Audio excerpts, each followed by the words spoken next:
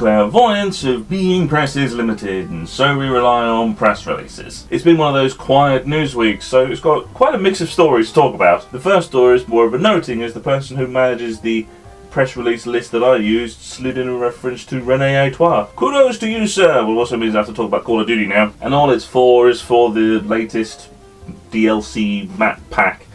That's for Call of Duty. It's based around the French Resistance, hence the René Artois reference. It comes out on the 30th of January with 3 new multiplayer maps and another zombie map. That's it. In other not much to say game release news, Focus Home Interactive announced Battlefleet Gothic 2. It is being made by the developers who made the first one, Tindalos Interactive, and is planned for release in 2018 this year at some point. Didn't really give us a printing date, but there are going to be more announcements in Focus Home's big What's Next event in February. Regarding what's going to be in the game, the announcement said, largely expanding on the groundwork laid out by the first game, Battlefleet Gothic Armada 2 is a full-blown sequel, bigger, richer, more impressive and more ambitious than the original game. It will include, at launch, all 12 factions from the original tabletop game and its expansion Armada it is based on. The Imperial Navy, Space Marines, Adeptus Mechanicus, Necrons, Chaos, Eldari Corsairs, Eldari Craftworld, Durakari, the Town Merchant and Protector fleets, Orcs, and finally, the Tyranids. And regarding the story for the game, they said, the latest dramatic story development in the Warhammer 40,000 universe, the Gathering Storm and the 13th Black Crusade, will serve as the canvas for several extensive and dynamic campaigns. So it seems this game is going to be much, much bigger than the first. And even the first, when I reviewed it last year,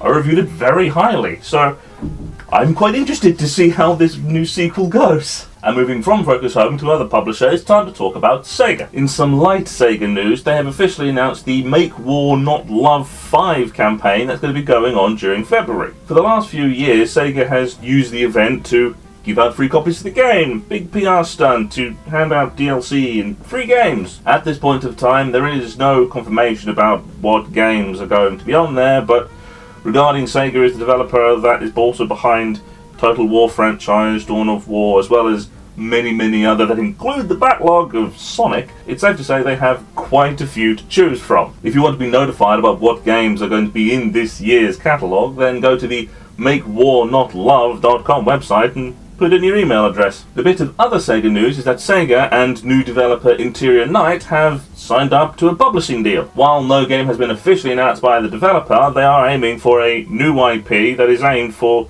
much more mature audiences, in the vein of Dark Souls and the things coming out from Quantic Dream. In the release, John Clark, the Executive Vice President of Publishing for Sega, said, signing this deal with Interior Night is another step for Sega in terms of working with talented studios, whether they're established or embarking on a new journey, whilst exploring our desire to launch new franchises and experiences. Also in the statement, Carolyn Marshall, Interior Night's CEO, said, we are very excited to work with Sega on our first narrative game. Sega have demonstrated a strong desire to take risks, innovate and work collaboratively with studios. Interior Night is a developer that was only set up in October last year, so this is a very big sign of confidence that Sega has in the company. And it also probably has something to do with mature games selling a lot better than they have before, considering Dark Souls is the franchise that it is, because of its much more mature, much more dark tones. It's good to have a broad section of genres with a broad section of games for a broad section of audiences.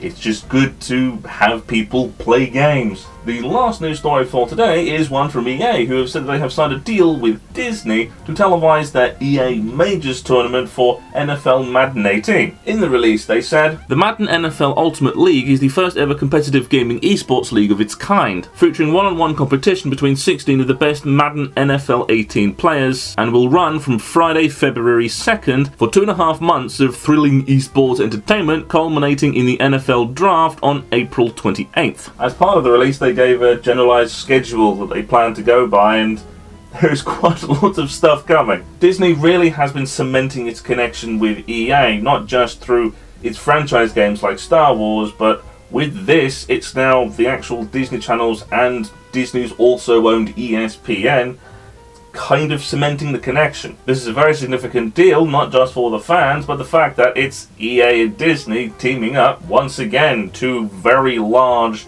almost kingmakers of their relative realms joining up again. And from there, as with every week, here is the UK All Formats Gaming Charts, again graciously supplied by UKIE Limited. There's been some quite significant movements, with number 1 now being taken by Capcom with Monster Hunter World, and number 2 now taken by Namco with Dragon Ball FighterZ. Even after that, there are 2 new additions to the charts, with The Impatient and Pokemon Crystal now making it in. There may be the usual chart-topping games still in the list, but this shows how popular some of these franchises are. And from there, here are the games that are going to be released this week.